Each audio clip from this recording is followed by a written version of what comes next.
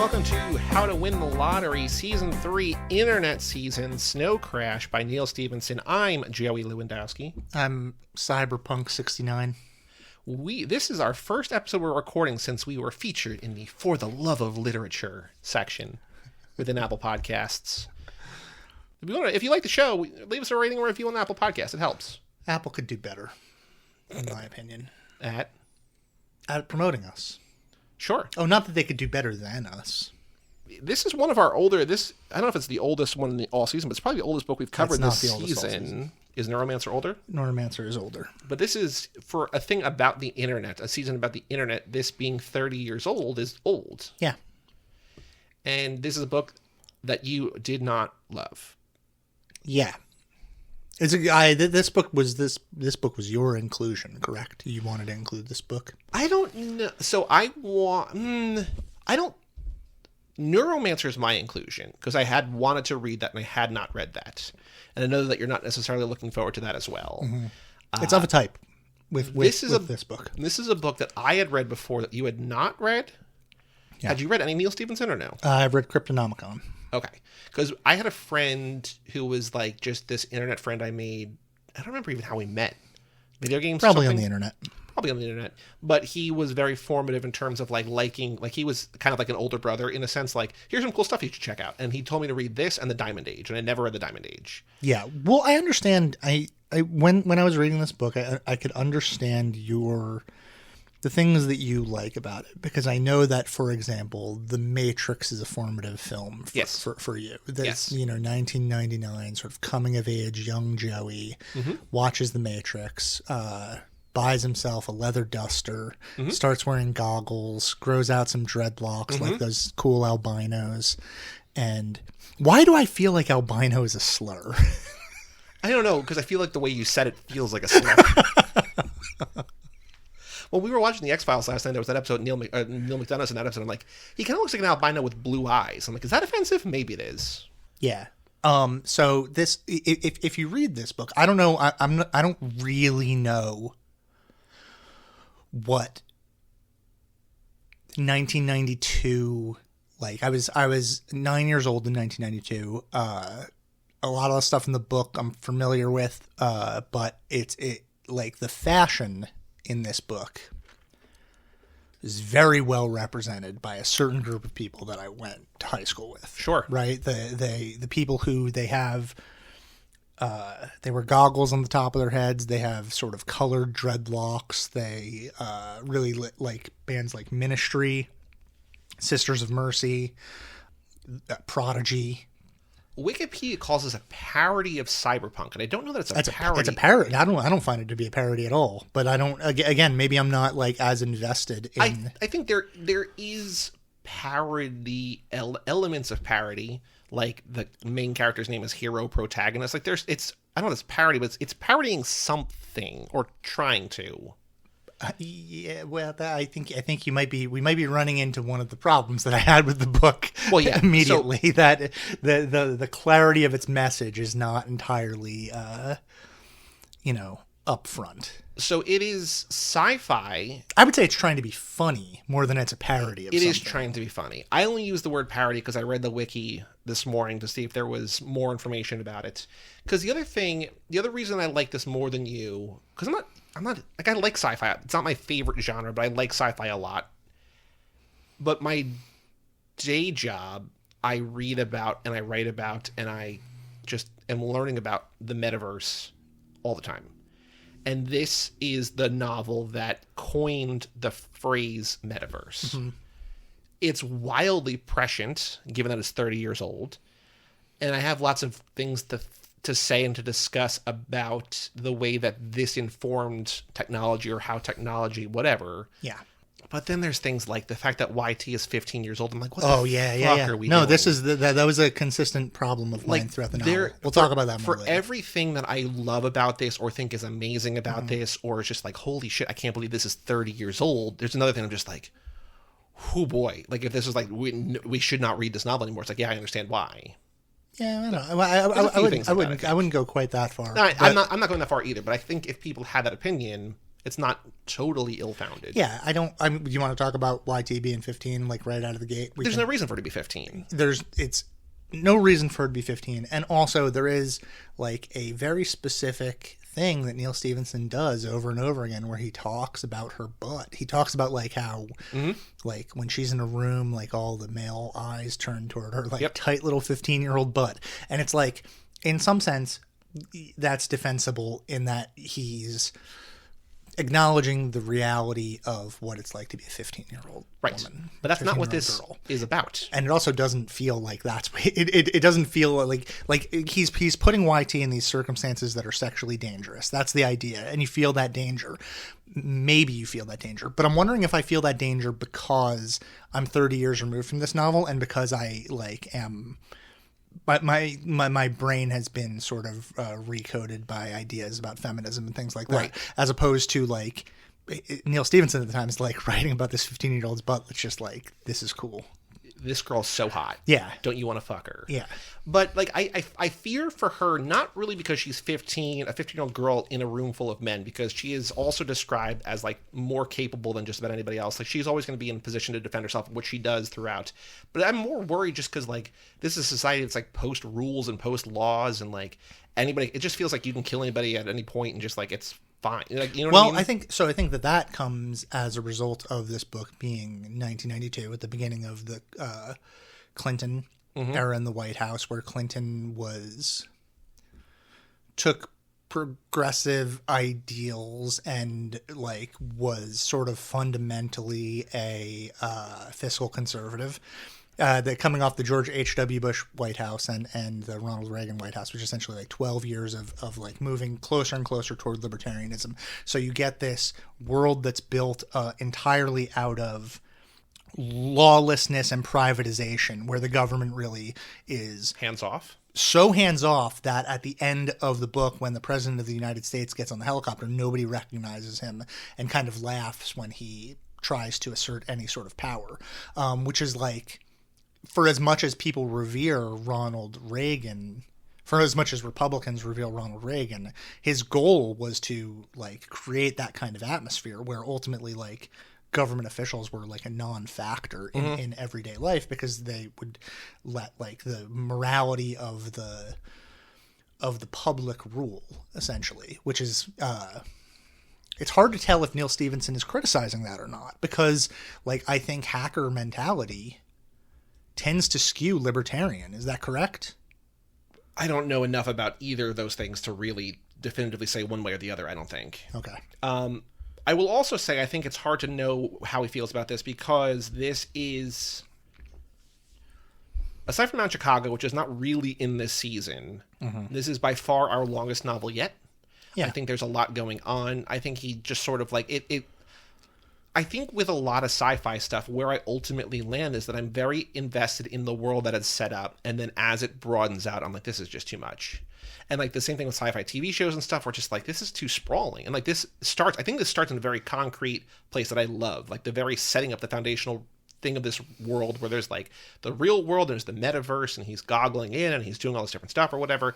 And then as it expands and as we focus on like 6 or 7 seemingly like main characters or whatever, just like, oh, this is it's going out when it should be kind of coming in, and it kind of does, but I don't know what he's saying, because I don't know if he knows what he's saying. He's just kind of like, it just keeps, it almost feels like he loses control of like his story at some point. Once we hit the part with Snow Crash in the Black Sun, right? Once Snow Crash is introduced, which is a drug in the world, the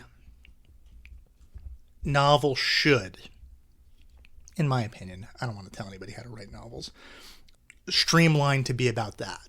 But it doesn't do that. Well, I think that what's interesting, and I don't know that this is necessarily, I think because we're not societally here, because this takes place at some point in the indeterminate future, post fall of the government and privatization of everything, and like all this different stuff, whatever. Not terribly far in the future, though, because like Uncle Enzo is a Vietnam veteran. Right. There are World War II. I think Hero's dad was in World War II, right? So it's sometime in the next like 50-ish years, probably. If next 50-ish years from now. Yeah. No, these people are younger than we are. Okay. Because my dad is not old enough to fight in World War II, and my dad was an old dad. My dad was born during World War II. So it's an alternate history. This is like 1995 that we're talking about. So, okay. So I think what's interesting about this in a way that feels like, I don't know if it's real or not, because we're living, it might be dystopic, like it feels like it's way far off, but it's not necessarily, because it feels like it's an alternate future, an alternate reality, whatever. But I think the novel kind of gets either interesting or muddy, depending on how much you're enjoying it, by having something that happens in the metaverse impact real life. Mm-hmm. Where this drug snow crash not only like causes like your computer to crash, but also like fucks up your brain. So Snow Crash is a computer virus. Correct. And the computer virus translates to being a literal virus because of linguistic ideas about the way that language, whether innate or learned, is imprinted on the brain. Which is unbelievable to me that this is yet another novel about language. Yeah. And I was reading, because I'm not really familiar with Neal. I haven't read anything else. I said that I was told to read two. I've only read the one. But apparently like all of his books to a certain extent are about language and about religion. Cryptonomicon certainly is, because it's about codes. It's about like code breaking and Alan Turing and things like that.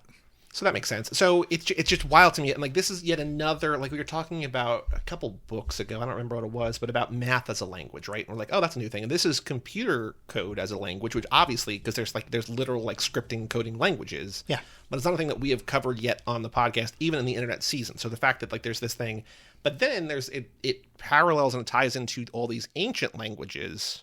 Right. Which is quote unquote the flaw, I think it's the flaw of all the quote-unquote great sci-fi novels, is that you inevitably burrow your way towards a section in the text where you end up with what is essentially a Socratic dialogue, where one character asks a question and the other character, sometimes for hundreds of pages at a time, answers, essentially laying out all the information that the reader needs to understand the concepts that the writer wants to talk about. I would presume that if you're listening to this, you've read this, but if you haven't read this, it's like the scene in The Matrix Reloaded where Neo finds the architect. Oh, you don't know this either.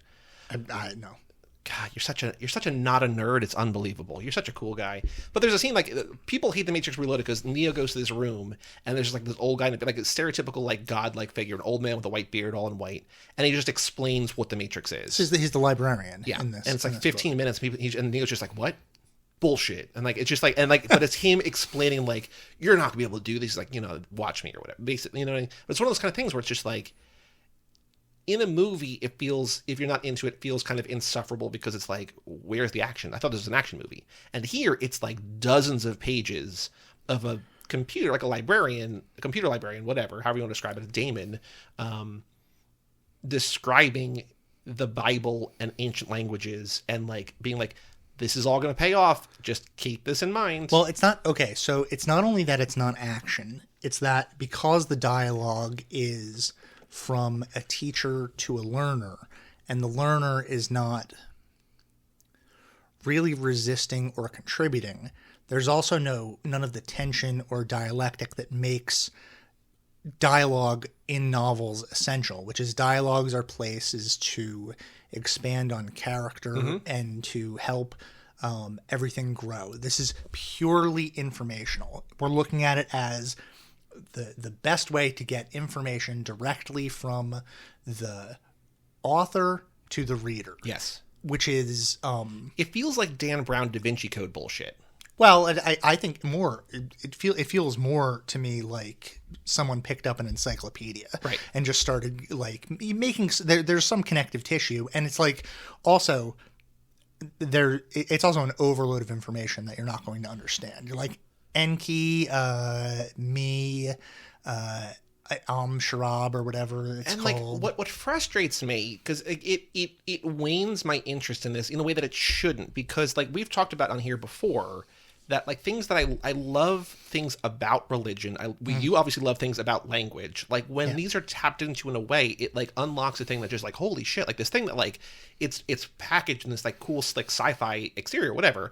But then you're like, oh, this is all about like religion and belief and like language and communication. Like this is all great, but the way that it's presented, it feels like homework. It also really weirdly swerves away from Kabbalistic numerology, which is like the ways in which that like Hebrew words are represented by numerals, and those numerals add up to different sentences and things, which is like an insane language thing that is unbelievably complicated to the point where it's almost unbelievable that humans could put a language together like that. Is that mentioned here at all, or no? No, just as far as I know, it's not. I wasn't sure unless I missed it, which is totally possible because again, it's an information overload. Because I wasn't sure if you were saying that in a way that like it veers away, like it started and doesn't go down that path, or just never touches that. It just doesn't go near it, which is weird considering all of the esoteric stuff that it does. Yeah.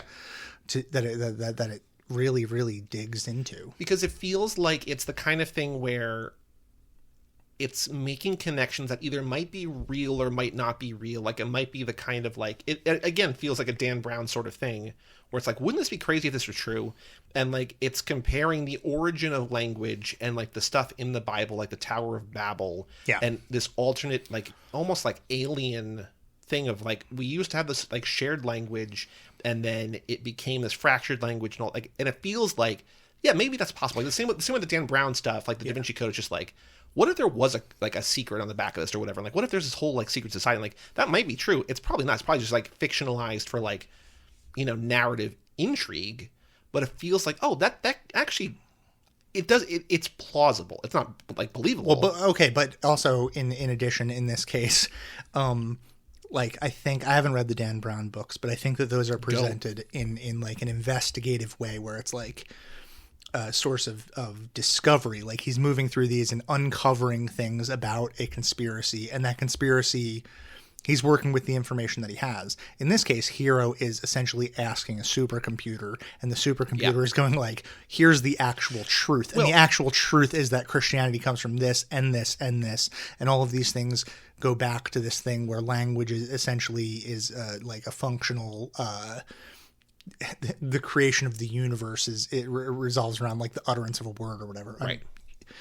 Well, the Dan Brown stuff is like Robert Langdon, the main character, is like the smartest guy in the world. Like he's called in all these different things because he knows everything. So a lot of those books, from what I remember, I've not read them in years and years and years. I saw the movies again for the Tom Hanks podcast we did. Who boy? Well, I'll say he has a very stupid haircut for the smartest man in the world. Yeah, you're not wrong. But a lot of those books, from what I remember, is just him explaining like art history to people, like, oh, this is why this matters. So it's like, it's not like the character asking someone for information, just like, here's information you need to understand this. Yeah, which is, not good writing. No, it's not good. It's and that's like the problem. I think Neal Stephenson is what I will call a dumb smart guy. What I like about The Librarian is, after there's like the pages and pages and pages of him just learning about all of like the baseline knowledge that Hero needs, I like his ability to call on the librarian to get a little bit of information in real time. Mm-hmm. I think that's kind of cool. That's also not unlike The Matrix. That's not unlike a lot of different things. It's not unlike Clippy. Right. It's like, just have him be Clippy. AI. It's like, hey, Alexa, like, what's the blah blah blah, and like she just answers, right?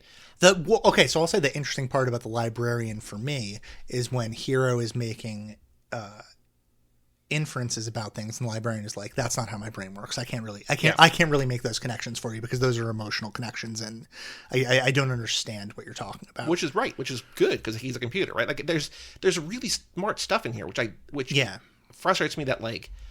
Again, I don't know if it's personal taste, because I also think my first note in reading this was reading sci-fi is weird, because basically all I've read for the last couple of years is what we've covered on the podcast, and like we have not really done sci-fi, and so I like sci-fi, I think, more than you on average, maybe, but we just haven't been reading it, so like my brain wasn't like configured to like take this in, and it's like, oh boy, okay, like this is a new kind of thing that we're reading. Well, I mean, because my really sole job with this podcast is the curation of what we're reading, and then like is evidenced the proof is in the pudding, right? That I like sci-fi less than you, because if you were in charge of this, there would be more science fiction books than there are. I guess. I don't know. I mean, I also couldn't curate this in a way because I don't know it. I know like 8 books. Yeah. And that's the list. Yeah. Intensity by Dean Koontz. Let's hear the rest of them. Velocity by Dean Koontz. Velocity by Dean Koontz. Watchers by Dean Koontz. The one with the dog, where the dog's the protagonist. Oh, the dog. Where he does okay, puzzles. Also, you're joking, but also, he does a very Dean Koontz thing here where... I know. What the... yay, with this dog. With the dog and the rat thing, and the dog has to be the hero. Yeah, I can't even, like, get out of here with that nonsense. I was like... Okay. And it's the dog that she saved when she was a child. Because there's this thing in the universe called rat things, which are like robotic things that we find out are like torn apart dogs that were rescued and they're given a second life or whatever. They have like a nuclear reactor in their chest. And like she's like, but I had a dog and I lost the dog, and like, what about the dog? And the guy's like, I think the dog is fine. And then literally the next chapter is from her dog's perspective within the body of a rat thing. And then at the end, we don't come back to that dog until the last like 3 pages of the book. And it also like overrides its computer and just like, I know that I'm written to like not make noise, but I don't care because this is something personal to me. And then like. And the dog launches himself into the helicopter, the plane. What is it? I think it's a private jet that's flying away, and like with L. Bob Rife on it or whatever, he just explodes to kill it. Who is essentially L. Ron Hubbard. Yeah, because this is about like slavery. It's about kind of about Scientology and like slavery and enslavement, and like especially because it's on a boat. Do you want to try to do a quick? I couldn't do it. Do you want to try and do a quick rundown of the plot from beginning? I read the wiki summary this morning after I finished the book. So I'm just like, let me just make sure, and I did follow it. But basically, there's 2 worlds: the real world, reality, which is dystopic, but seems like there's rules that are it's whatever, and then there's the metaverse, which is a computer world.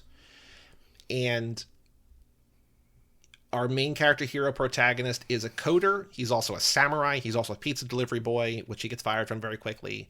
But he's investigating this drug called Snow Crash that, like we mentioned earlier, crashes one of his good friends, this guy who helped co-write, like a very early engineer, hacker, whatever, with hero, this guy David, with a 5 instead of a V.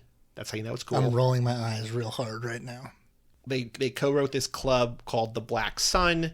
This guy named Raven comes here, gives him this basically what's an NFT, which I thought was very interesting. It's like this like card that's, it's hyper cards, I think they call it.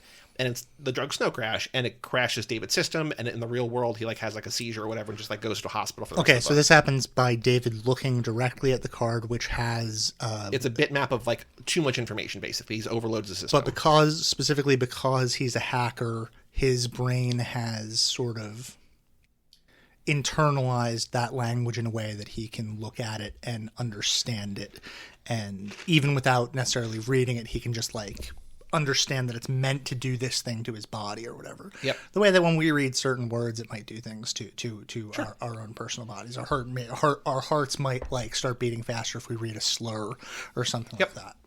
And so David is, hospitalized in the real world and not able to return to the metaverse because his system's crashed or whatever. And so Hero, along with his ex-girlfriend Juanita, are trying to figure out what happened. That's all in the metaverse. Meanwhile, in the real world, there's like the mafia runs like a pizza business and it's corporatized and whatever. And that's why they use YT, which stands for yours truly. She's this 15-year-old delivery girl. Her mom works for the government. And we find out eventually that this guy, L. Bob Rife, who is basically standing for L. Ron Hubbard, is like enslaving a population through this thing called Me, M-E. This sounds so dumb. And it's spoken. Keep going. It's because I'm nowhere near what this is about, really. And it's spoken word that enslaves people, and that can be undone with the thing called the N and blah blah blah. But they're basically trying to enslave humanity to just gain power, or also like just conscript people into their religion, because there's like L. Bob Rife is not necessarily like the religious leader. That's probably Holy Wayne or whatever, but he's like this trillionaire or whatever who's affiliated. And so like there's this war between them trying to do everything, our main character's trying to stop them.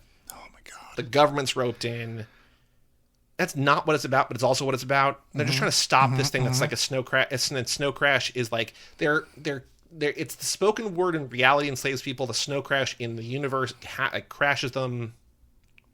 It's a two-pronged attack to enslave people both in reality and in the metaverse. And Raven has stolen a nuke. Yep. And he wants to nuke the United States. Yep. Because his father, who was an Aleut, which is Alaskan indigenous person. Yeah, indigenous Alaskan person who he was nuked twice. Once in Nagasaki, and then once in America in the 70s because the United States was experimenting with nukes on indigenous lands. On a test ground, yeah. And so he wants to avenge his father. And he's like the top badass in the world, aside from maybe the other top badass in the world, which is hero protagonist, who we know to be the best swordsman in the metaverse, but also pretty good in reality too. You know what really pisses me off? What's that? Is that the climactic fight in this book is between Raven and Uncle Enzo. Hero protagonist completely disappears for the last 20 pages of the book. Well, no, he does a thing. He protects. He saves the metaverse. Right. From Snow Crash. He saves the metaverse, and then but he essentially doesn't exist in the real world after that point. Which is honestly fair, because in the real world he's nobody. He's a nobody, but okay, that's interesting. Because he is just a pizza delivery boy, which in this world is like the most important job you could possibly have.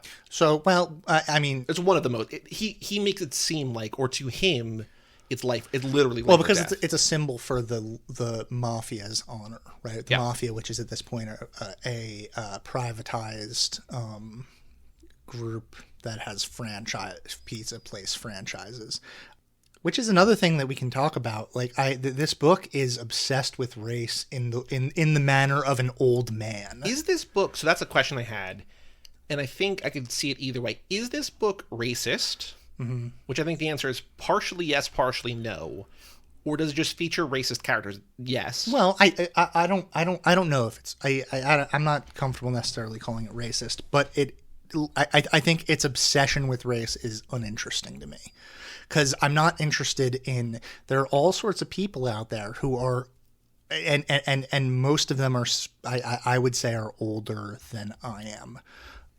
You know, I could never get through a dinner with my dad without him talking about which group of people hated which group of people and why. Right. He was obsessed with this very specific notion of ethnic feuding. Mm-hmm. I think this book is really interested in that in a way that I'm just like not interested in it because I think it's like I'm not saying that we're a post-racial society. We're very much not a post-racial society, but the concerns of the obsessive concerns over ethnic rivalry ignores what I think are the real concerns of the world, which are material conditions. Where like most of these blood feuds and things like that exist between people are actually class warfare, not necessarily, whatever. This is a really complicated idea. He taps into that, but like the first thing I'm just like, wait, that's weird. Is that like they describe like going to Compton, which is in our worlds, predominantly a lower income, but also a black area. Mm-hmm. And he describes in this as like hell on earth. Like you would never want to be caught that. Well, I'm like, why are you doing this, man? Because you have to remember that Compton is, in 1992, Compton is a signifier. Right, Rodney King and all that, yes. Of Bloods and Crips, yes. And you have an NWA, and, all of, like, Compton is a symbol. Right? It's probably Compton because Compton is the only thing like that he knows because that's what's culturally relevant. That's what's in the news. Yeah. Which is another problem that I have with not only this book, but science fiction in general. Science fiction in general projects years and years into the future, but when we're years and years into the future, it's still talking about the stuff that happened in the recent past of the book. Right? Like this is like, Star Trek where they're like put on the Mozart, and it's just like, how many years are you in the future? Like, or like they're doing Shakespeare, and it's like, you're just doing that because that's like you don't have other artists in between now and then. I don't remember the specific. So you read me a quote that you had texted Egg. Yeah. Oh, but there's other things, and I don't. I wish I made a note of them, but they're just like something about like they reference like microwaves. I'm like, there's no indication that microwaves exist. Like, I don't remember if that's exact, but it's like, why would that exist in this world where like hero protagonist shares a 10-foot by 20-foot, like his home is a 10-foot by 20-foot storage locker? Why does the concept of like microwaves still exist? Well, also with a guy named Vitaly Chernobyl, which is like specific to the concerns of 1992, right? That guy's named Chernobyl the same way that, like, I don't know, if I were a punk artist in 2003, I would be like Bobby World Trade Center or something like that, you know? It's like, these are like the concerns of a specific era, which you can't blame him for, but it's also like, why is your book set in the future then? Well, you could also like mask it better so that like it's so that you could make it like whatever. So he says, a viral idea can be stamped out, as happened with Nazism, bell bottoms, and Bart Simpson t-shirts. And it's just like, 0 for 3, buddy. Yep. 0 for 3. 1 for 3, maybe. Bell bottoms, kind of. But like Nazism, alive and well, baby. Mm-hmm. Bart Simpson t-shirts, everywhere. Yeah. Everywhere. It's wild. I'll say I think that the best writing in this book there are 3 sections where the writing is the best. Okay. In chronological order. The scene wherein YT gets they try to arrest her at the federal office building. Awesome. That's a great scene. The second one is the scene where Fisheye, Elliot, and Hero are on the boat trying to enter the raft, and there's like a big gunfight out of that. Where Hero's like running around like knocking like harpoons and stuff off, like the grappling hooks. Yep. Mm-hmm. And then the third one is the motorcycle chase between Hero and Raven, and where they're going something like 50,000 miles an hour. And it's funny because like these 3 scenes are completely bereft of ideology, and they're completely bereft of they're just action, any of the other stuff. And it's like he's just doing action. Yep. And because it's a payoff of, I know earlier I said I think there are 2 major problems with the writing in this book and the writing in a lot of quote-unquote great sci-fi novels. And they are, one, that they rely too heavily on Socratic dialogue that does nothing to increase character or tension and just is an info dump, essentially doing the creative writing class no-no of telling instead of showing. And then the other thing, which is also telling instead of showing, is like, it'll just be like, Dwayne walked into the office wearing his Magno belt. A Magno belt is a belt that has issues of magnetic field. So that's what's interesting to me, is that there's so much in this that I think it's hard to know today, but there's so much that Neal Stephenson is describing technologically that he's catering to both people who like, just hearing the word Magna Belt, you like understand, but there's also things that he explains because he's like, people are straight up not going to know what this computer term is. Yeah. And there's a lot of this where it's like understandable why he's describing a thing, and other times are just like, you don't need to do that. And I think it's a very delicate balancing act where sometimes it feels like it's the same thing where I'm like, I understand why he's doing this, and other times I'm like, you don't need to do. Like, there's no real distinction in my brain. So let me just returning to those 3 scenes that I think are good. The reason why I think those 3 scenes are good is because it's taking the telling portion of that and showing. Yep. So in those scenes, we're seeing the things. And so instead of being like, Dwayne walked into the room, he was wearing a Magna belt. The Magna belt is a blah, blah, blah. It's more like, Dwayne pushed this button on his Magna belt and this shit happened to the room, which is like, then it's like, oh, okay. Like, I know through the action that happens what that thing that you're describing is, instead of you like going on and on about all of this stuff. Well, because like, you know, we always talk about adapting this for a movie, and like, so there's a history. I can run through the quick history, but there's a history of trying to adapt this, and even back in like the 90s, they're like, this is not going to be a movie. It's too dense for a movie. Like, it needs to be like a mini series or something, which makes more sense. But that's the whole like show don't tell. Like, I don't know how you do a thing. Like, if they adapted this, you could not have 20 minutes of an episode be the librarian explaining things. Well, it's also if you adapted this into a movie now, you have the problem of, it's like a Madame Bovary or Jane Austen problem, right? Where it's like, okay, so you adapt a Jane Austen novel now, and everybody rolls their eyes because they've seen all that shit a million times, and it's like, okay, but like you've only seen that shit a million times because this thing did it in 1992, and then people have been cherry picking from it for forever, and so now like if this movie came to a screen, people would be like, oh, it stole that thing from The Matrix, and it's like not like The Matrix totally bit this thing's style like entirely. Like nothing's really ever brand new. Like this, but what's crazy about this is that it feels new in a way because like it's literally coining the metaverse. There's a long list on the wiki of like things that influence like his use of the word avatar. Like it already been like it existed in like Sanskrit or whatever, but like him using here, people just like, that's what we're gonna call it now. Like, and that's what fascinated me in terms of like what I do for a living. I don't know, I put air quotes around that. It's what I get paid for. But like, I'm very curious as we enter this world where like the metaverse is becoming a thing. Like there are metaverses, there have been metaverses for a while. Things like Second Life are explicitly copying this. Like there's like the people who made Second Life admitted we want to make this in real life, or not in real life, but on a computer, whatever. But how much of what exists today exists because it's how he described it, and how much of what he described was just like an inevitability of like what this is going to be like. Well, I also think an interesting thing here is that we might also be giving Neal Stephenson too much credit because Neal Stephenson mainstreamed these ideas with a novel, when I guarantee what happened was Neal Stephenson had a bunch of like computer and hacker friends, and these are their conversations, right? That he happened to put in a novel. But I think that's probably true of anybody. Like it's absolutely true of everything. Every like breakthrough thing. It's not like any of that is like fully like The Matrix was but Dark City came out a year before, and like it's very similar to The Matrix. And like I prefer Dark City. And people, of course you do. But it's just like he got me. It's like The Matrix. I am wounded. Like just like things like that. Like The Matrix is like, oh my god, this changed everything. It's like, well, it didn't. It just popularized the thing that like a sea change that had been happening that started maybe with this or even before this or whatever. Yeah, because the reality is that when you come up when you're the first person with ideas like this, people are just like, get out of here. Right. Nobody cares. But like it's the same thing. It's just like I can't imagine a world like how does samurais and like computer hackers come together and like, oh, now everybody because it's just.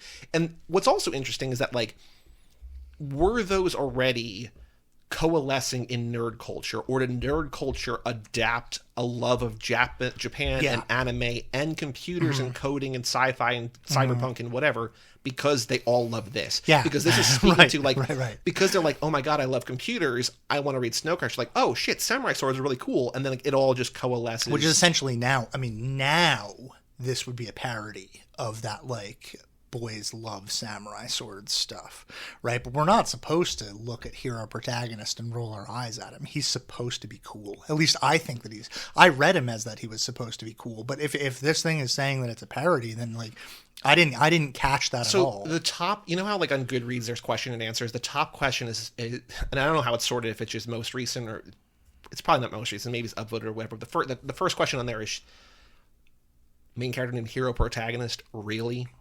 And then the answer is just like, it's supposed to be comedy. If you're not seeing that or whatever, like it's comedy, but it's also this platonic idea of title dictating behavior. Yeah. Right. So he's named hero protagonist, and so thus he acts as the hero and the protagonist. Whereas perhaps yours truly is meant to be like the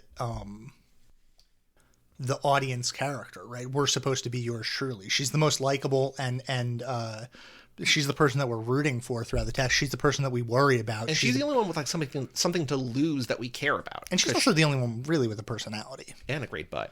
Oh, God. But like everybody else in this world either exists solely in the metaverse or is like a loner loser to some extent in reality. Mm-hmm. But she's got a mom. Like she has stakes, and she has like the emotional beat of this is not just is she safe, but like the government is being targeted, or it's being manipulated, or it's being used, and her mom is in the way, and we worry for her. Right, all the stakes are hers. Right. Hero we don't worry about really at all. Which is kind of frustrating. Why, like, so, like, if she was more, I mean, she's the focus of this or whatever, but I wish she was more centrally focused on, because she feels very much like the second character, the second lead. Yeah, she's the second person to be introduced. I wish she didn't have that sex scene with Raven.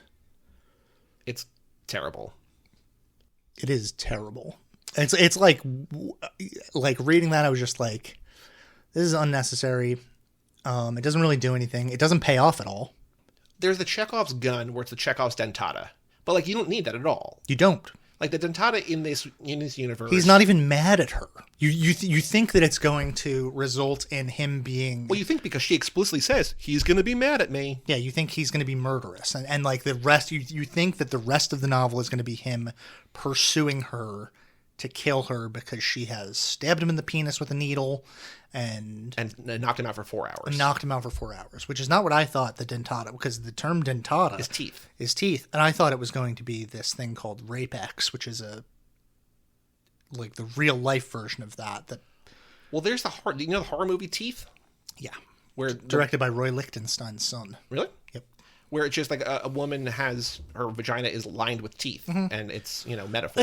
It's like a very like Freudian fear, right? This idea of the yonic consuming and severing the foul, castration, anxiety, et cetera, et cetera. So, yeah, but he just like, thanks for the fuck, and then he would gives her a thumbs up, and then it ends with him giving her a thumbs up and her giving him the finger, which is like, we're supposed to be like, yeah, you go, girl. It's also weird, like, she's got a boyfriend, she's got like whatever, and like he just kind of gets like, he just sort of seems like a loser. It also feels like for a while the novel's kind of setting up her and Hero to get together, but Hero's got Juanita, and then she gets raped. It's just like, what is? I agree, and I feel like I agree with your thing. Like, I wish she wasn't so sexualized, or just make her 18. Or 25. It doesn't like her. She doesn't have to be any age at all. No, but if you want to have that sort of perverted, like, not sullied, still like this young, like, you could make her 18 and like it still could be like predatory and kind of weird and creepy, but not illegal. Yeah, sure.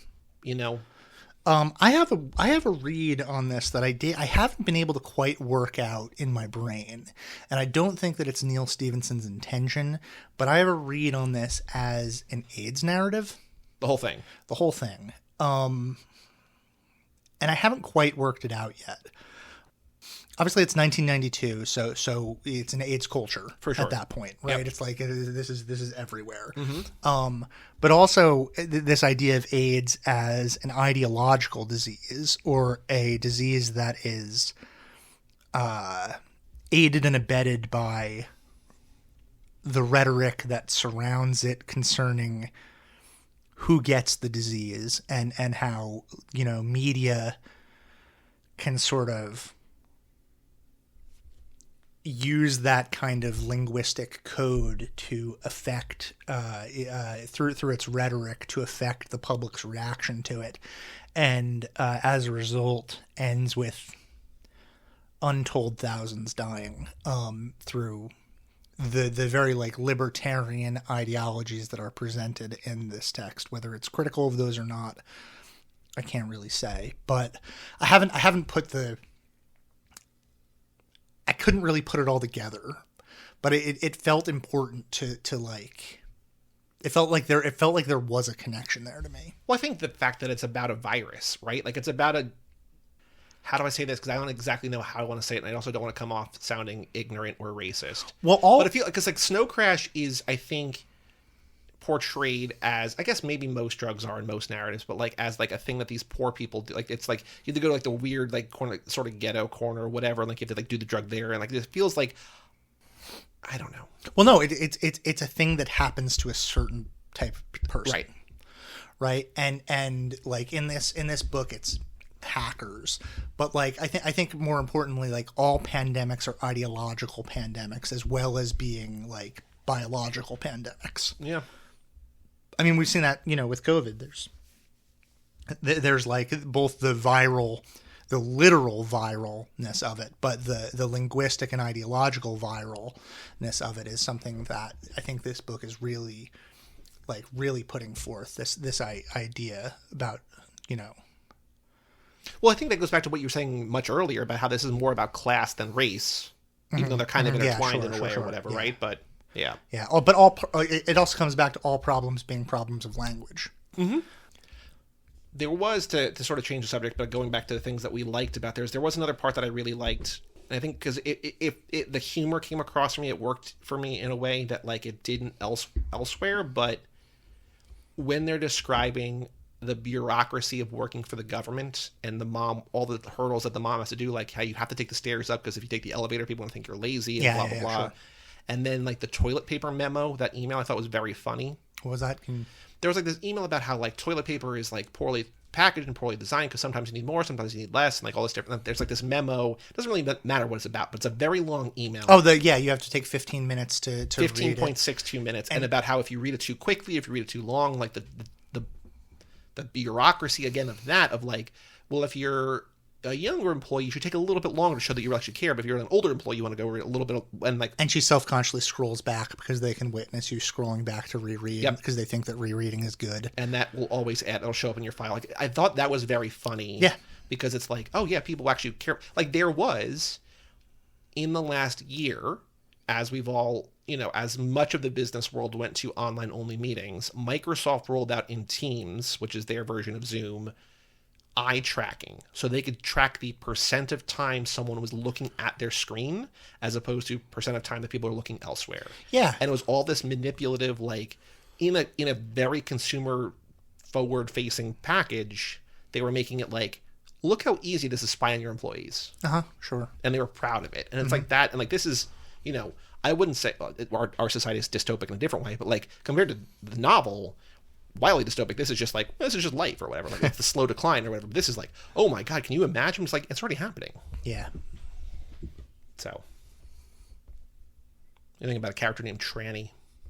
Tran is a fairly prolific worldwide name. A Vietnamese last name, yeah, usually, right? And I think like either I don't know if that's something that's intentional or not, but I think Tranny is something that people have names like that. I grew up with someone whose mom's name was Gay, for example. Sure. So that stuff just happens. Well, my mom's best friend's name is Gay. Just like, okay. Yeah.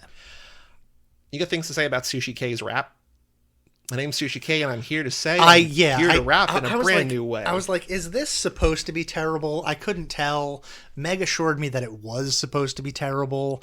I'm not 100% sure. I think Neal Stephenson might just be a guy that is like old person about rap. I think he is not, which also informs his opinions about Compton, right? For example, like I think it's just something that's culturally inaccessible to him. He thinks that it's absurd, and so he presents it as something that's absurd, right? We don't have examples of good rapping in the book. No. Although I think another thing that he gets right is the idea of concerts in the metaverse being this like. Although I think that's in reality. I think that happens in the real world. That Sushi K concert, I believe. Yeah. But at the end, where there's they're going to try to get, the world, whatever, to the metaverse to be crashed by Snow Crash, is at a concert in the metaverse. And like in our reality, Lil Nas X had a concert in Fortnite that had either like 18 or 30 million people attend. So the idea of like having a virtual version of a thing where like basically an insane amount of people are there, he gets in this. He delivers or whatever. I had a very close friend who passed away. His name was Randy Mills, and he passed away in I think 2015, maybe 2014. He was the CEO of a company called V-Ration. Okay. And what they did was they allowed people to put on virtual reality goggles and experience photorealistic concert festivals. Okay. So you could put on these goggles and go to Coachella and walk around the grounds. And like I remember reading about this, and so navigate these things and go, and you could go up and watch a concert like as though you're there, but wearing these virtual reality goggles. And that was his entire thing. And they were making a lot of headway, and then he died. But like, yeah, that's a real thing that I don't know if they've gotten it right yet, or if that's not. I mean, it sounds like the Lil Nas X thing sounds like there's concerts in Roblox. Like the thing is, like there's this idea of the metaverse that I feel like people have heard about because Facebook rebranding itself to Meta, and there's the VR goggles and everything. And I'm not going to go too into here because I don't think people care, but I don't think people want to hear about it here.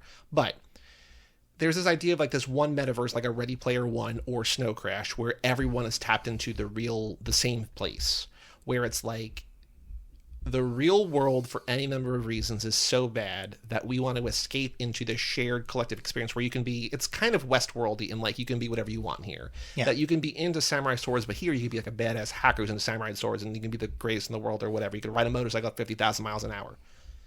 The reality in our world is that there have been metaverses that have existed for years. Like Second Life is a metaverse. Roblox is a metaverse. Fortnite is a metaverse. They just don't overlap. Mm-hmm.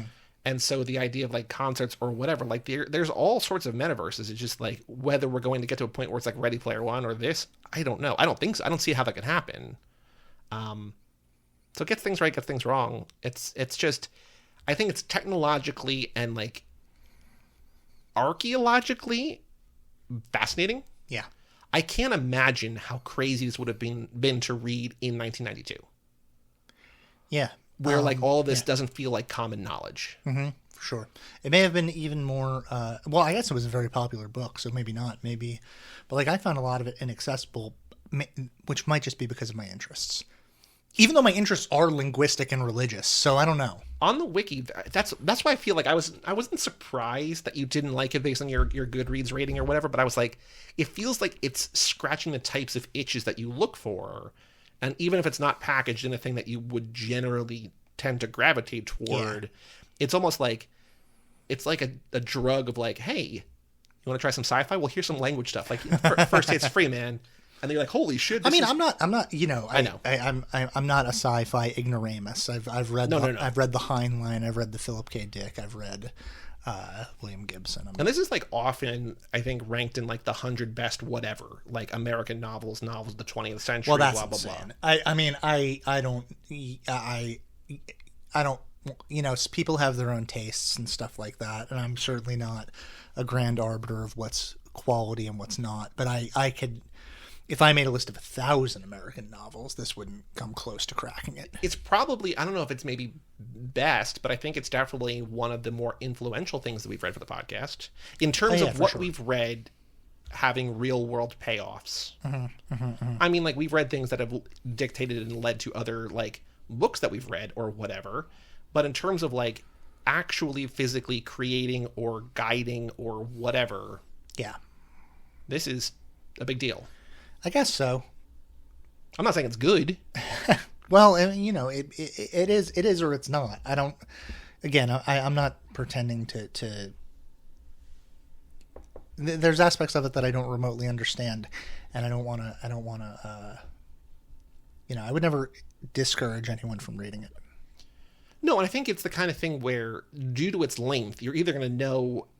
Like, you're going to know in the first couple of pages whether this is for you or not. Like, when it's like, my name is hero protagonist, but it's not first person. But I use a samurai sword. It's just like, I'm good. Yeah. Do you think the samurai sword stuff, do you think this is something that is meant to be parody, and then people didn't read it as parody, and so, like, mimicked it, and then samurai, and then now we have, like, I don't think there's any way to know. Right. I think that's the kind of thing where it's interesting. It's like, again, going back, like, do nerds like this because he made this in this thing, or is this in this thing because nerds already liked it? And I'm just like, it's a chicken and egg circumstance. Right.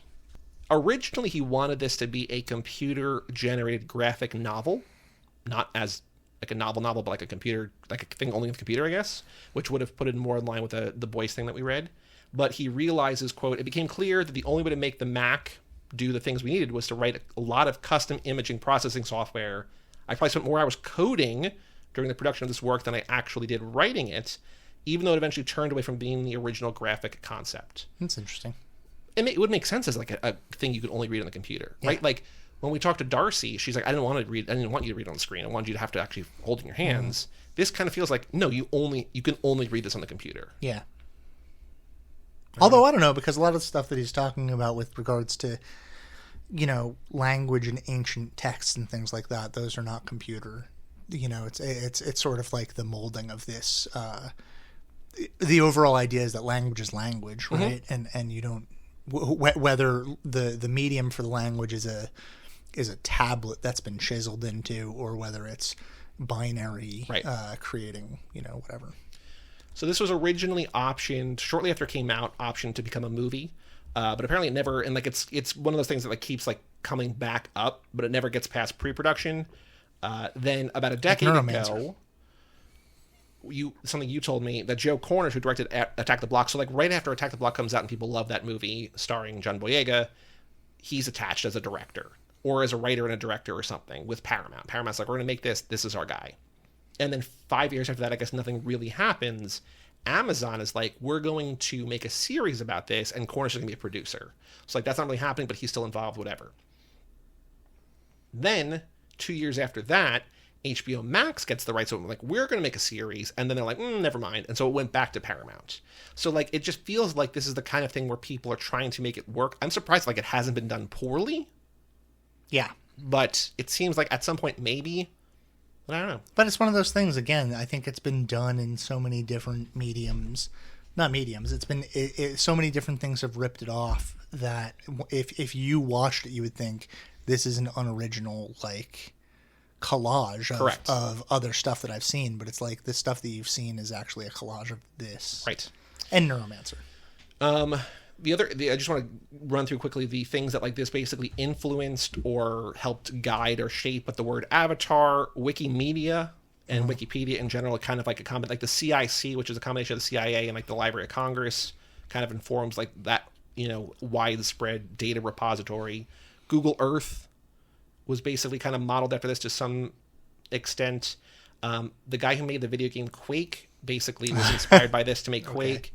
Active Worlds and Second Life created, like, specifically sought out to make a metaverse like this one. And the guy who made Xbox Live was like, this is the future. We need to make sure people are online all the time and whatever. So its influence, its impact is crazy. It's just, but it's also like, of course, guys who write code for a living are going to read a thing like this. Yeah, because it's for them and they influenced it and blah, blah, blah. Is it as influential as Giles Goatboy? That's my question. Does it have as much real world impact as something like Giles Goatboy? I'm going to say yes. All right. Agree to disagree. We have an email address, lottery@cageclub.me. If you want to write in about this or any book, we will read on the next episode. A couple emails today, Bob. First up from our girl, Egg. Meg's reaction to Snow Crash. I wasn't really a big fan of the book. As much as I like sci-fi in general, I don't really like sci-fi books for the most part, and this was no exception. I will say that I like sci-fi movies better than any other. Because it's spectacle. I mean, I've said this like many times. I don't know if I've ever said it on the podcast, but like I am a big comic book guy. And the reason why I'm a comic book guy, the original reason why I'm a comic book guy, is because Marvel Comics in the 80s and 90s were giving me the scope of science fiction that I couldn't get anywhere else. Yeah. These big cosmic stories that were spectacle, they're visual, they're like, and they didn't look cheesy the way that like movies and whatever look cheesy. So I'm the same way. I love science fiction. I just like novels. I don't think are the ideal way to implement them. And I just think with TV shows, like I was saying before, like it just, when it gets too big, I just like, and not big in terms of like spectacle size, but just in terms of like length and whatever. This is the X-Files conundrum. It's like, yeah, it just becomes overwhelming. You're in the 9th season, you're just like, what the fuck is even going on? Yeah.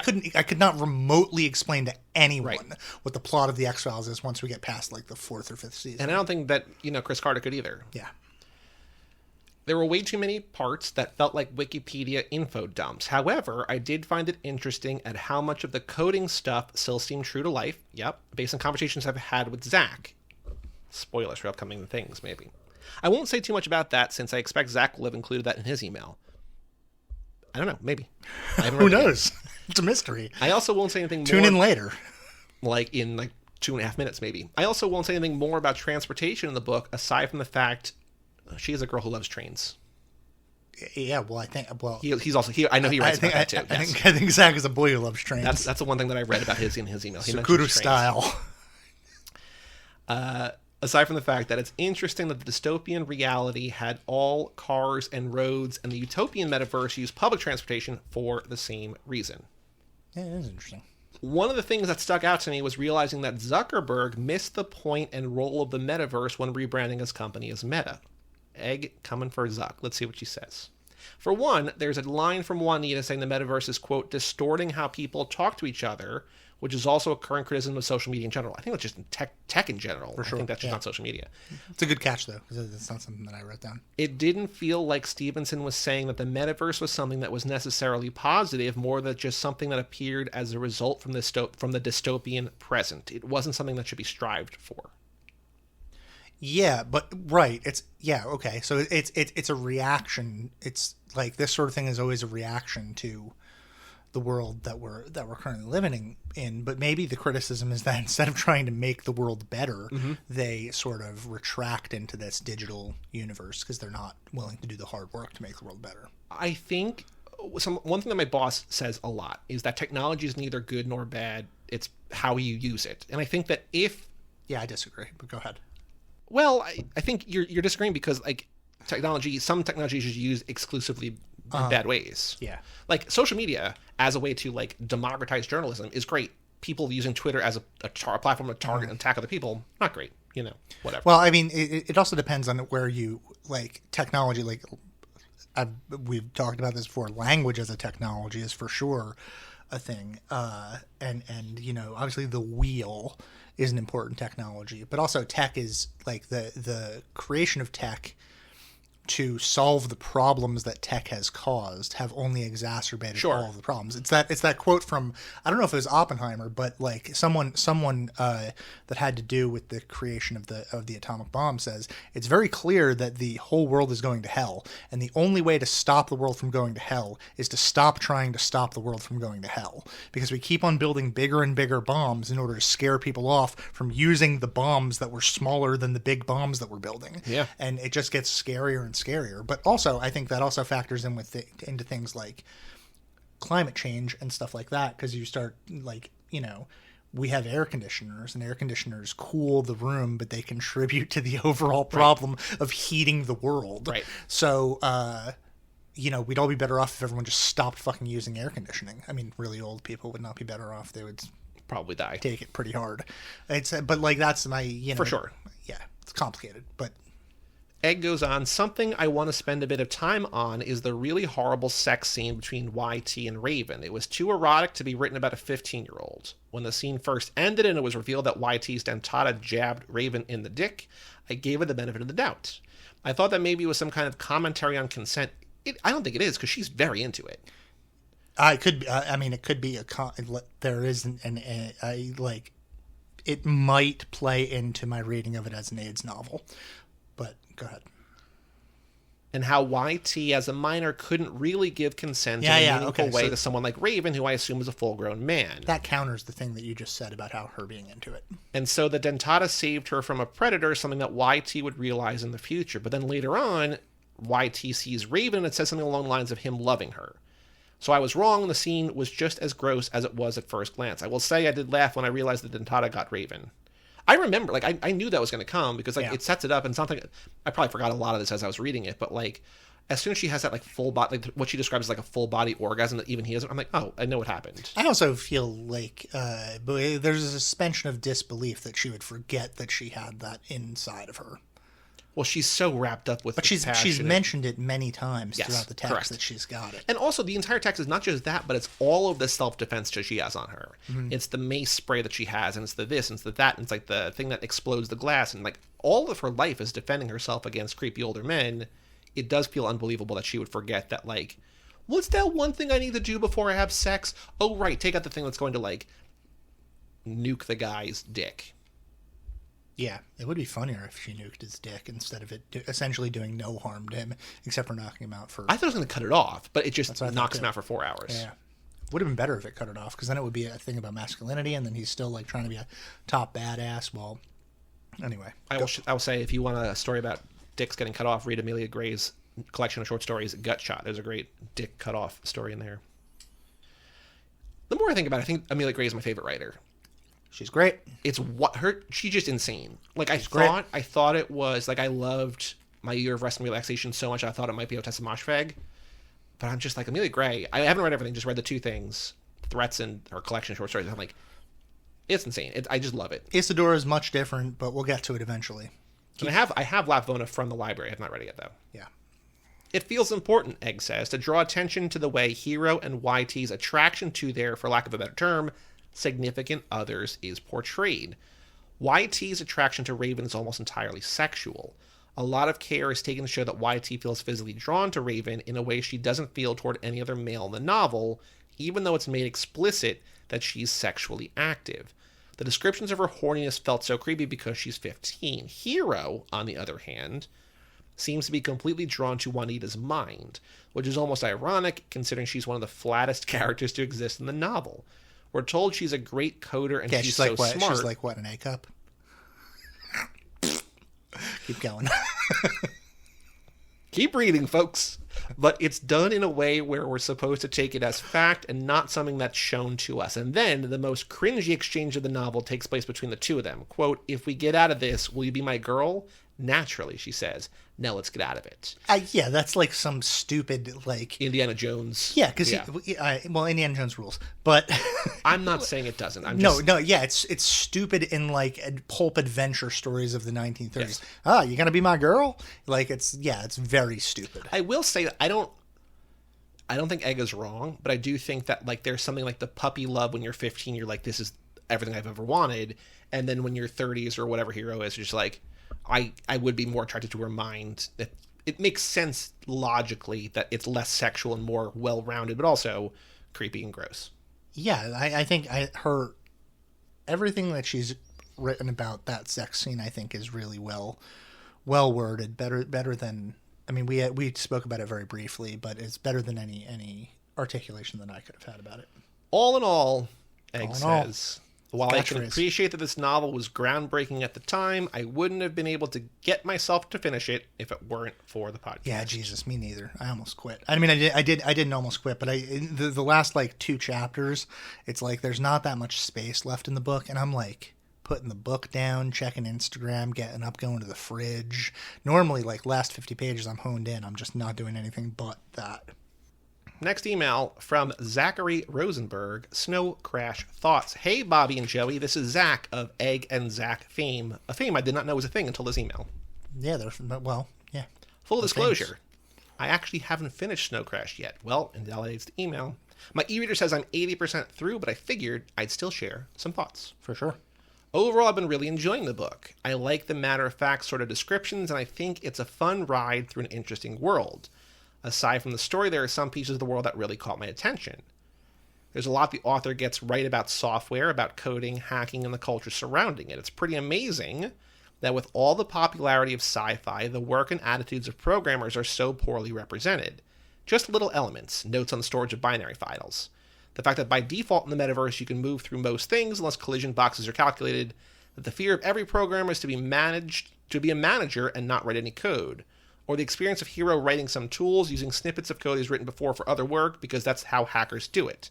It's great, some real insight into the life of a computer nerd. I think, yeah, that's I think that's all really a good point too. And is this stuff you picked up on or no? Not really, but I think maybe a little bit.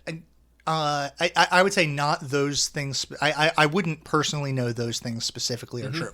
But, I mean, reading it, you definitely feel that Neal Stephenson is not faking it. Like, he feels like a guy that really does know what he's talking about. And that always reads a lot better and more true than, someone who's just like... makes up a bunch of shit, which I'm sure there are tons of sci-fi books with computers and stuff where it's just like, that's not how it's like at all. And I know that because there are tons of books about teaching or books that take place on college campus. And I'm just like, that's not how that is at all. And these are things that like, I could not articulate the way Zach does, but I picked up on, and that's why I think I liked it more than you. But it's also the same kind of thing where like, I wish that I didn't, like when we were watching Ozark, and Jason Bateman sends a text from his phone that's an iPhone. It's a blue bubble, and his daughter gets it, and she's on an Android. I'm like, very clear. The basic core tenet of, like, so many, like, dumb jokes is just like, oh, I only want to text people with blue bubbles. And, like, she clearly has some kind of Android. Who gives a shit? Because I don't care. I don't like him. iPhone or die, baby. But it's just like, how do you get that wrong? But, like, no one notices that. But in my brain, I'm like, what else are they getting wrong? Right? So. Yeah, it's a weird thing that is... when you're so focused on something, and I'm imagining that this is a way that Zach would feel in this novel. If you're focused on something because it's within your wheelhouse and you know that something is wrong, even if other stuff in the text is completely wrong, like people can, for example, have horns growing out of the middle of their sternums. Like, it's like, that doesn't bother me, but what bothers me is that he said this wrong thing about coding. Yeah. It completely invalidates the rest of it. Getting details like that wrong completely terminates suspension of disbelief. What's wild is that, like, you can be right 99% of the time, and if you say one thing wrong at the wrong time, it's like, what are you doing? Like, you have to be, which is why, like, I'm not in it the way Zach is, but it feels like all of that, or at least like an overwhelming majority of that, holds up. I had a really funny thing in my when I was writing my dissertation for grad school, my thesis, not dissertation, where I was I was writing a novel, and there was this scene where it was like an assistant to the dean of a college was like acting in a certain way, and because I was like in an academic setting, a bunch of people knew that she was acting in the incorrect way, and they were like, don't make her, like, you can just have her work in a science lab or something. It doesn't have to be this setting because you're getting this wrong. Just have her work in a science lab. And I was like, interesting note. What do you know about working in a science lab? You're just suggesting a thing that you don't know about because it wouldn't bother you if I got it wrong about that thing. Right. It's like when I watch The Karate Kid and I'm just like, this tournament is such bullshit. Yeah. It's not, karate tournaments are not remotely like that. The All Valleys tournament with like 2 teams competing or whatever, right? Teenagers bare knuckle boxing. Yep. Yeah. Go ahead. Zach goes, there are a couple of elements of American culture which, in my view, the author does a great job of extrapolating out. Sci-fi is not a subtle genre. This guy sounds like a real nerd. Yeah, I agree. Take that, Zach. But like in a way that, like, I'm like, yeah, preach. Also, he sends a PS, which is very funny. In a way that you're also a nerd. Oh, 100%. Yeah. And you're not. I'm not. But the work of pulling an existing thread in the current world and taking it to the extreme helps me think about the possible directions we're heading. The 2 main themes are interrelated in the book: suburbanization, I said that right, and segregation, and a particular strain of techno-libertarianism, which you talked about earlier, which is maybe more popular today than ever. So, I love cities. Boy loves trains and cities. Yeah. We, Egg and I, live in an urban area close to a subway stop. We mostly walk or take transit in our day-to-day lives. I'm a huge public transit nerd. His words, not mine. Sure. The description of the built environment which shapes daily life in Snow Crash is essentially my personal nightmare. As far as we see, cities and really public spaces in general don't exist. I did like at the end where they're like flying over. She's like, "Oh, this is what California looks like." Well, they're also so I'll say this. I'm imagining this is true for Zach. The book takes place in Los Angeles. Los Angeles is a fucking nightmare for the stuff that Zach is talking about. Like, there is no like upzoning or anything like that. Like, Los Angeles is like a flat, like the buildings are all, and it's sprawling, and public transportation is horrific, and that's why you have these unbelievable traffic jams that like don't ever get better. They only get worse because you only have more and more people buying cars because public transportation is so bad, and everyone needs to drive 45 minutes to get to work because everything is so sprawling. Nothing is like densely compacted the way that cities should be. Anyway, yeah. So I think Neal Stephenson is talking about the dystopian elements of Los Angeles that have only gotten more dystopic since this book came out. Do you know where he lived when he wrote this? Because it feels like I don't know. You could either be like, oh, he was in L.A., or like he's never been to L.A. in a day in his life, and like both of those make. He's probably never been to Compton. Almost certainly. The creation of the burbclaves feels like a direct extrapolation of the growth of American-style gated communities along with our penchant for privatization. Man, why are they so well-spoken? This couple annoys me, how smart they are. Which, by the way, have been accelerating in number since the 90s. The impact of gated communities on local governments, services, and public life is a current topic of discussion in urbanist circles. There's no way to walk around and no public transit to speak of, and Hero's first job as the pizza delivery driver feels like a surface-level suburban teenage boy's dream, ripping around in your pizza delivery supercar with no rules. King of the road. As a kid growing up in the suburbs where having a car was the only possible way to get around, it would have been close to mine. This is all contrasted sharply, he says, with the metaverse. The only real city, the only place where you can walk and meet other people. The only public transport system we know of is the metaverse monorail. The metaverse is public life. It's a technical solution to a modern problem. Solve the desire for public life while keeping in place the ultimate segregation of burb-clave suburbia. I think Zach is like in real time increasing my appreciation of the book. I think the book right now. I think Yeah. if you I know you kind of hate tech in general. I think the more tech you are, the more this is like good. Mm-hmm. The metaverse is a technical stand-in substitution for a societal problem. There's a pervasive belief in techno-libertarian circles that all problems can be solved by some new, privately developed, non-governmental solution, a non-public solution. Snow Crash really shows this off without talking too much about it, and it really rings true for me. And almost every time this tends toward a solution that avoids us having to broadly build a better society. Probably the most pervasive techno-libertarian solution in the US is actually the automobile, one that we fully culturally embraced and designed our landscapes around over the past 50 plus years, to the point that in many places it's actually impossible to go anywhere unless you're in an automobile. Los Angeles. Yeah, Los Angeles is the... Or basically anywhere that's not New York or Boston. When I didn't have a car in Los Angeles, and I was walking 4 miles to and from work every day, and it was like... Terrible. Yeah. This is a privatized tech solution that has major negative impacts on cities, traffic injuries, pollution, property damage, etc. It prevents you from having to confront any of the societal problems you'd face in public transit, which might drive you to push for political changes. This is also a major point in Snow Crash. There are a lot of techno solutions being propounded today that are in the same vein. I mean, besides, of course, the actual metaverse itself, Facebook literally changing its name to Meta with the explicit mission to, quote, build the metaverse. If it were written today, you could bet crypto and DAOs would be a major cultural norms. Yeah, for sure. Crypto actually fits directly into the book. It's a techno-libertarian solution for a lack of public trust in government and a lack of trust in the existing financial system. Or Elon's, maybe today's ultimate techno-libertarian, implementation of transit, the Vegas loop. You know about the Hyperloop? Yeah. Which is a hilariously inefficient, quote, transit system consisting of a bunch of chauffeured Teslas in a tunnel. Plenty of ideas out there. For me, those two major themes felt really surprisingly fresh given the world we live in. I'm happy to say that, at least in the circles I'm a part of, there's a lot of pushback on those techno-libertarian ideas. But it's not a far-off idea that they might have become, or could still become, the dominant zeitgeist. And we'd end up much closer to the world of Snow Crash than we already are. Sorry for the hastily written email.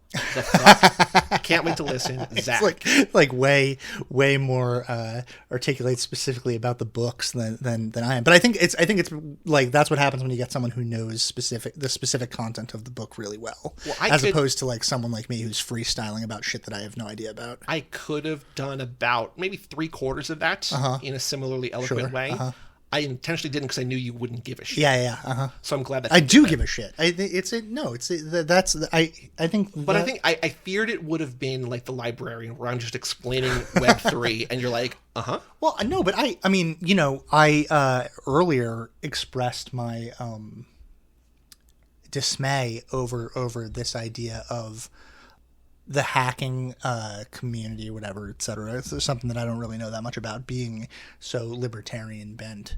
And the ways in which that I said I was unclear on whether Neal Stephenson was being critical of this libertarian side. I think Zach cleared some of that up for me, which is sort of important, right? Yeah. Like it feels after reading Zach's email or having Zach's email read to me. You're welcome. I feel safer in the angle of approach that I feel like Neal Stephenson was taken to comment on these issues. So I think that's pretty important.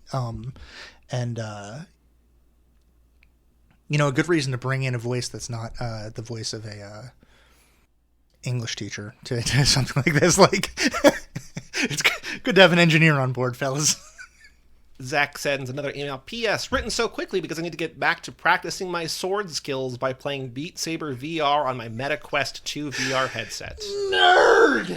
Nerd! Beat Saber's great, though. Sure it is. I'm sure, yeah.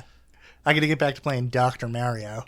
Beat Saber's like Fruit Ninja, but good. It's like Fruit Ninja and... Sorry, Meat Saber? Beat Saber. Oh, okay. It's like Rock Band and Fruit Ninja had a baby. Okay. I don't. Yeah, sure. Do you think about casting for this? I told you that, like, for bigger novels, I'm just going to Google what other people think because I can't. It's too much work. Yeah, for me to do. I thought Rosa Salazar for YT, even though she's way too old. Rosa Salazar's like 35 or something like that. The thing that I read said Catherine Newton from. No clue who that is. She was in that movie Freaky with Vince Vaughn. Oh yeah, okay. But I just picture her. I'm like, yeah, that works. It's just like any kind of young, again, like 18 to 20-year-old, probably theoretically. Right? And then I thought maybe for Hero, I thought maybe Corey Hawkins. He plays Dr. Dragon Straight Outta Compton? Or is that not him? He's in The Heights. And he's Dr. Dragon Straight Outta Compton, yes. And he's in Joel Cohen's Macbeth. He's in Black Klansman. Mm-hmm. He's Benny in The Heights. Oh yeah, he's Kwame. Yeah. He's in Kong Skull Island. He's in The Walking Dead. Yeah, but he's Stray in Straight Outta Compton. He's great. The thing that I saw was Donald Glover, and you said also Lakeith Stanfield could work. Yeah, it would be good. Because he's described as like half black, half Asian. And then maybe I don't maybe like Jason Momoa or something as Raven, because you have to have someone that's like enormous, and then it's hard to you want to cast a native, right, Alaskan indigenous, and Jason Momoa is not that, but he's indigenous in some way. The thing that I saw was that for Uncle Enzo they had Stallone, and I'm like, all right. It's kind of funny. I was just picturing James Gandolfini. Obviously he's dead, but like it just feels like you needed an old Italian dude. dude. Paul Sorvino would have been great. Also, rest in peace. Yeah. We're on Twitter at LotteryPod, lottery at cageclub.me, patreon.com/lotterypod. Keep reading. Today's crime is bootlegging Bart Simpson t-shirts.